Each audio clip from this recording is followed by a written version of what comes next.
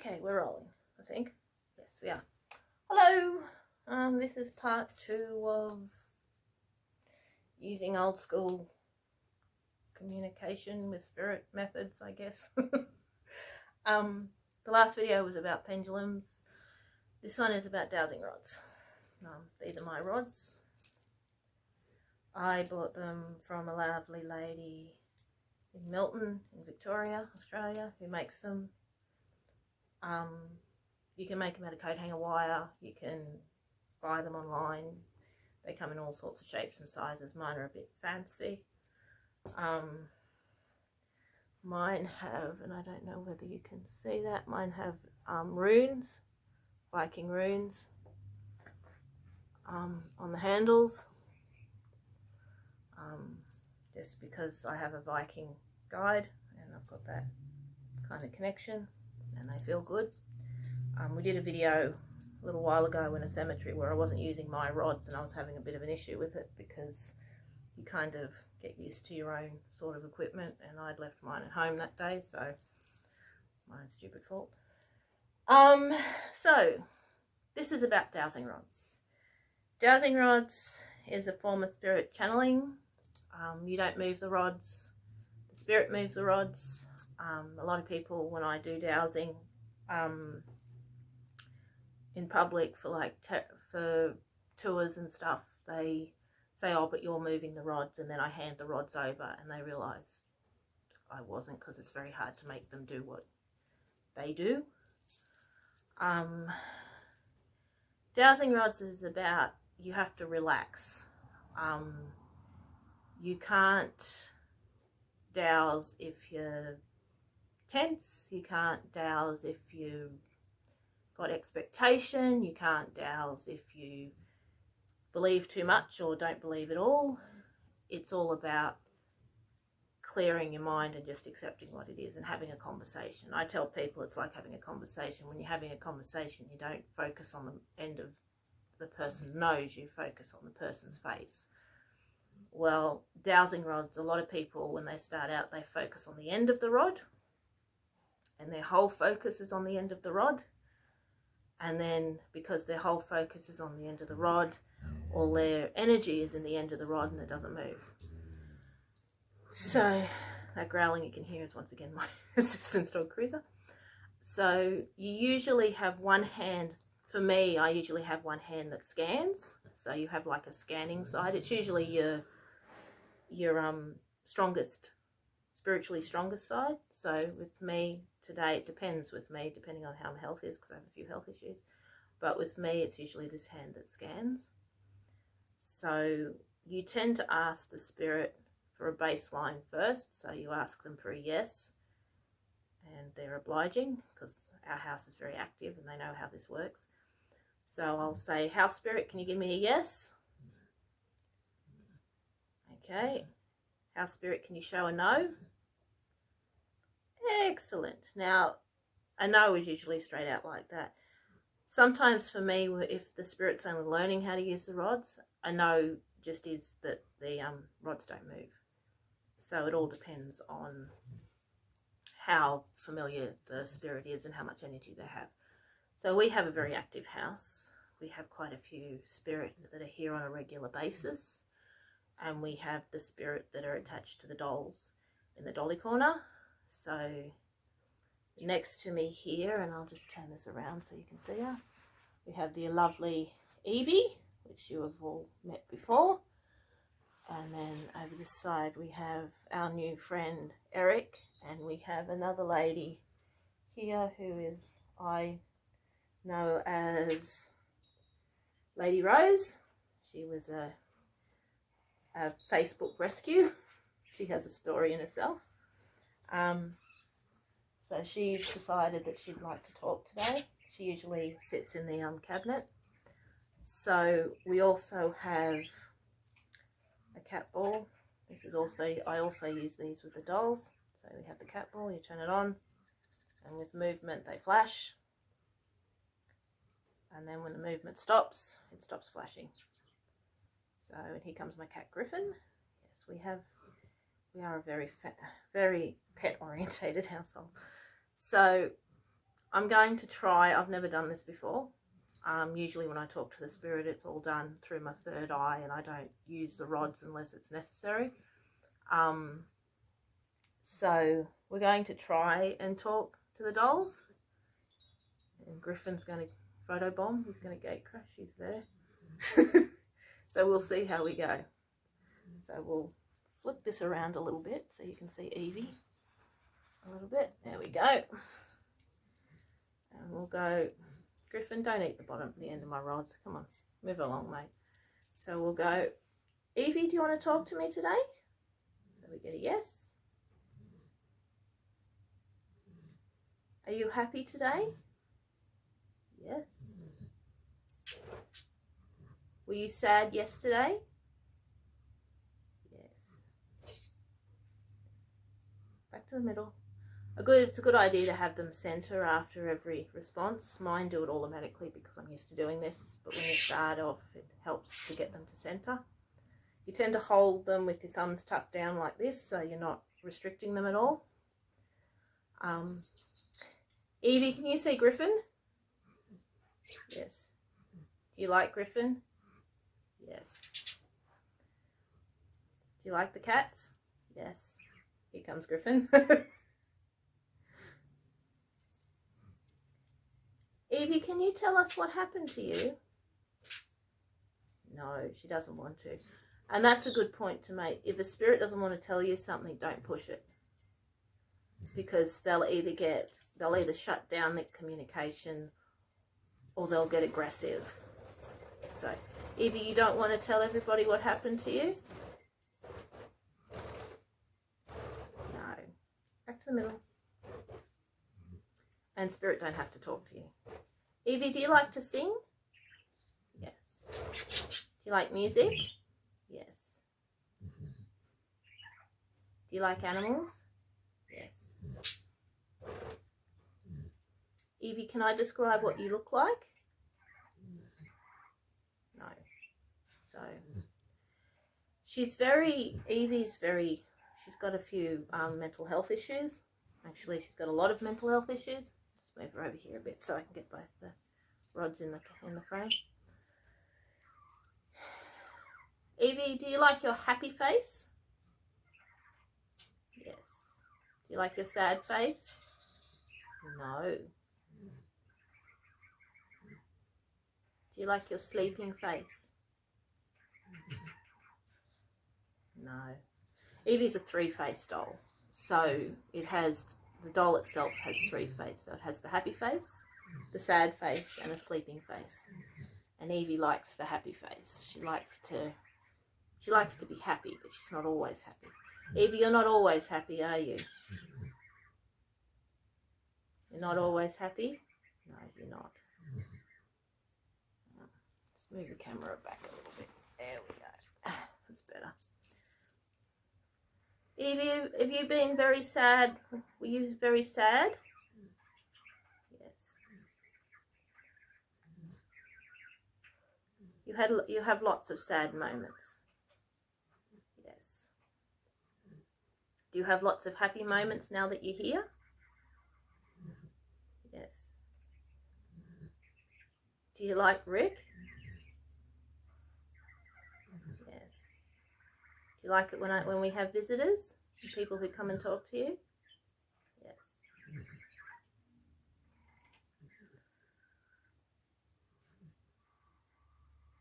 Did you like it when we gave you the puppy dog?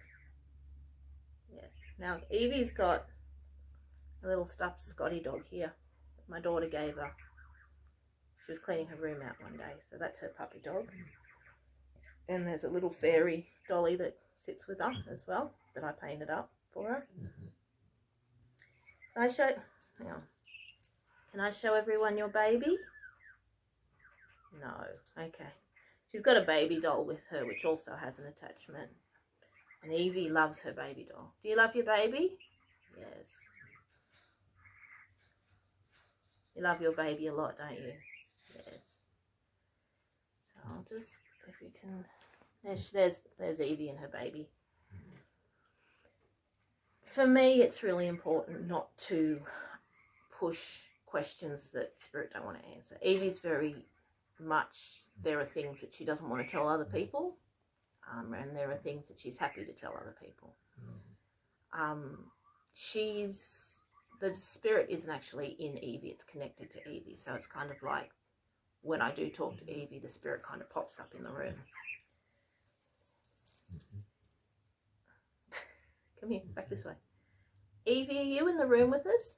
Yes. Can you point the rods to where you are? So she's actually pointing the rod behind me. Now sitting behind me is Griffin, my cat. She's actually sitting with the cat. She has a real fascination with animals. So we've got 2 cats, a budgie and a dog. So she's quite happy with it.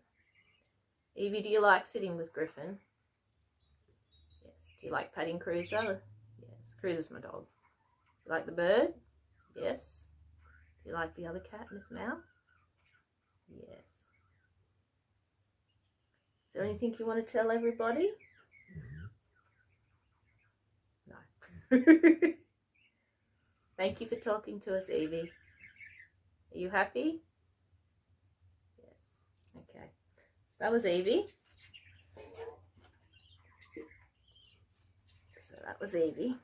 I'll just bring this around here. She sits over in the dolly corner behind the door, next to the sliding door there. Now, I've not communicated with these guys with rods before, so we will see how this pans out. Who wants to go first? Lady Rose. So I'm just going to, where can I put her so you can see? I might just prop her up. Evie, can she sit there just for a sec? Prop her up on Evie's chair there. There we go. There we go. There's Lady Rose. She's sitting up on the arm of Evie's chair. Okay. There we are. Lady Rose, are you there? Yes. Are you happy to talk to us today? Yes. Now sometimes when I'm using rods, I actually shut my eyes because I'm part channeling and it's just easier than having my eyes opened. I get tired. Lady Rose, how old are you? Can I ask your age? Yes. If I count, will you tell me how old you are? Yes. Okay. Are you 20 years old? 30? 40? 50? Oh, we're getting close. 60? 61? 62? Okay. Lady Rose, are you 62 years old? Did you have a long and full life? Did you have lots of kids? Did you have children? If I count, can you tell me how many kids you had? Did you have, back to the center, did you have 5 children? 10 children? Was it less than 10? No. More than 10. Did you have 12 children? 13 children? 14 children? Okay. Did you have 14 kids, Lady Rose? Were they all your children? No. But they felt like they were yours. Were some of them adopted? No. Were you a teacher? You a teacher? Yes. What year did you pass, Lady Rose? Is it 1960? 1970? Was it earlier than 1960? 1950? 1940? 1940? 1941? 1942, getting closer. 1943. So you were a teacher of 14 children overall, and you thought that they felt like they were yours. Yes. Okay, it's interesting because this doll is of the 1960s, 1970s. They were made. So it's interesting that there's a spirit of a lady who passed in the 1940s or lived in the 1940s, connected to a doll from the 1970s. So we'll give this a go. Lady Rose, what year did you die? What year did you pass? Can you tell us? Was it 1950? 1960? 1970? There you go.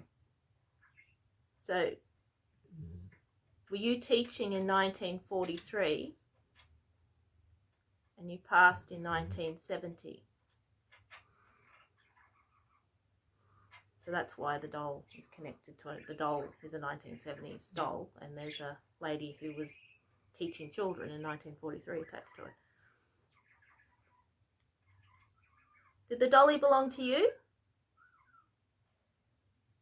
Was it a gift? Was it a gift from one of the children you taught? Well, there you go. That's probably the connection. She treasured it. Do you like a cup of tea, Lady Rose? Yes. Do you like tea and biscuits?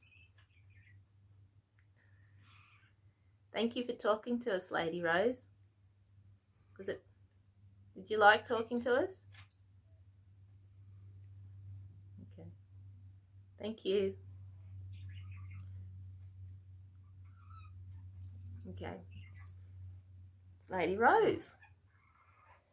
Now, sit you there, Lady Rose. Here is our new young man. You guys probably met this one yesterday. I did a bit of a write-up yesterday. I did a video with him yesterday, actually. This is young Eric. Have him sit there. Can he sit down there, Evie? Is that all right? His foot down. Is that all right, Eve? Yes, she says. Okay. Just get him to stand up a bit.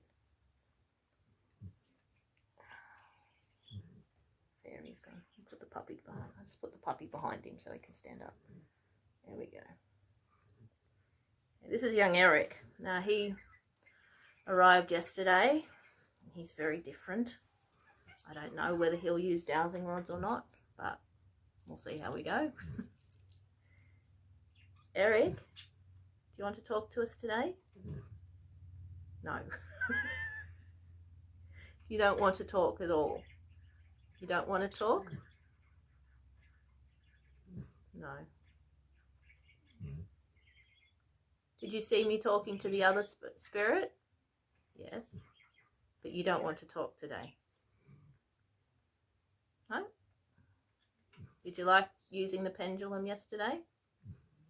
Yes. Do you prefer the pendulum? Yes. Okay. I'll just reiterate, you don't want to talk today. No. Okay. Thank you, Eric. He's a bit of an interesting one, that one. Most of them do want to talk, but you do get the odd one that don't, and you don't push it. So that's dowsing rods. They're mine. They look very fancy. They've got the runes on them. Don't know whether you can see that or not. The lady who makes them lives in Milton. I can't remember her name. I'll see if I can find it. But you can ask all sorts of things. There's a video we did where one of the spirits showed me where gold was when we were at the old gold mining place. We have a lot of house spirits, so there's a lot of house spirit here.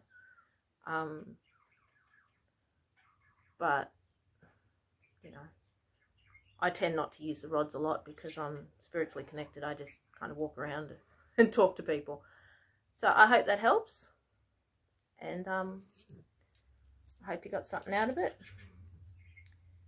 Evie, do you want to say goodbye? Want to say goodbye, Evie? Say bye-bye.